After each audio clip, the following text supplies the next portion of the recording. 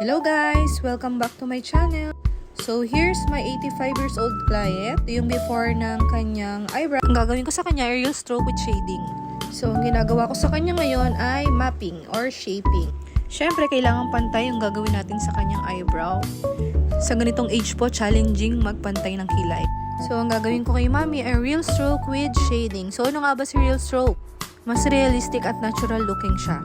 Walang skin trauma, mas mabilis yung healing, long-lasting siya at pwede siya sa lahat ng skin type. Ito yung during na procedure at hindi po siya masakit. I will make sure po na comfortable kayo during procedure. And here's the result. O diba, sinong mag-aakala na 85 years old na si mami? Hindi na siya mahirapang mag-drawing. Magandang regalo ito para sa ating lola, nanay, tita sa Christmas. So ano pang inaantay mo, magpabook ka na. Yun lang, bye!